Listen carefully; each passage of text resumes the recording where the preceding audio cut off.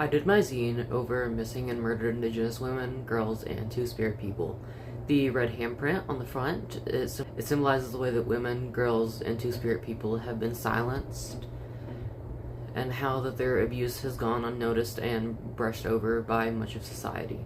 It also symbolizes the violence that they face, both systematic and the violence that goes in with being sexually assaulted, raped, and murdered. The phrase on the bottom, "No more stolen sisters," refers to how a lot of, especially Indigenous women, are being kidnapped or killed, stolen from their families, stolen from their friends. The first page of the zine addresses what the acronym MMIWG2S means, and that means missing and murdered Indigenous women, girls, and Two-Spirit people. The second page is addressing the numbers that go into this crisis, both the amount of Indigenous people that we assume have been affected, that have been reported. As of May 1st, 2023, it is estimated that there were about 23,000 Indigenous women, girls, and Two-Spirit people who were subject to this category of missing and murdered Indigenous people. In 2017, that number was only at about 4,200. 75% of crime on tribal lands tend to be murder, rape, and domestic violence. It happens in abuse in households. It happens with non-natives coming onto the land and abusing the women, girls, and Two-Spirit people on reservations. And most of the time, these non-natives that come onto the land cannot be persecuted because there's no protections for victims on Indigenous land who are assaulted by non-native people. The tribal courts are not able to punish non-native people. Indigenous women specifically are 10 times more likely to end up missing and murdered. The next page addresses why this happens on such a large scale, and this can be attributed to understaffed and underfunded law enforcement on tribal lands. Tribes cannot punish non-native people, which we talked about on the last page. Patriarchal, misogynistic society silences women and gender-diverse people. And systematic racism silences Indigenous and BIPOC voices.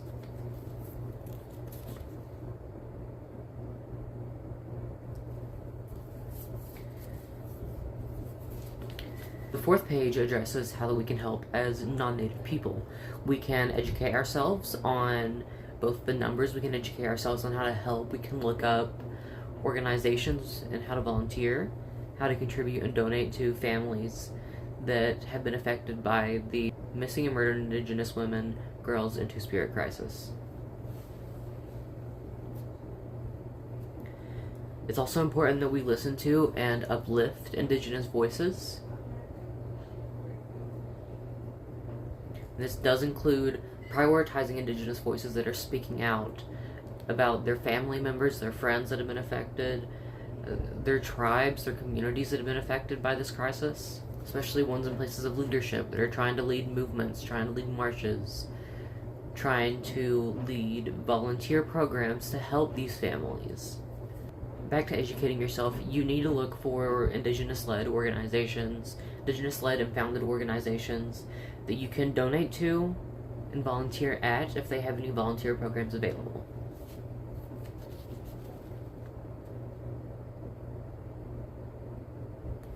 The fifth page lists some organizations and information that I have found.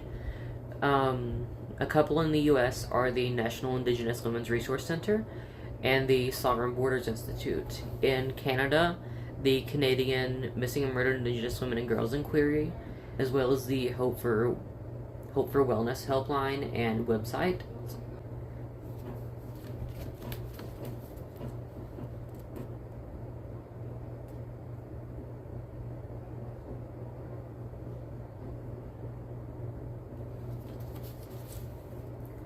And then the 6-page list off creators that I have found on Instagram that focus on both the missing and murdered Indigenous women, girls, and Two-Spirit crisis, as well as other crises. crises that Indigenous people are facing. And here is that list I will type up.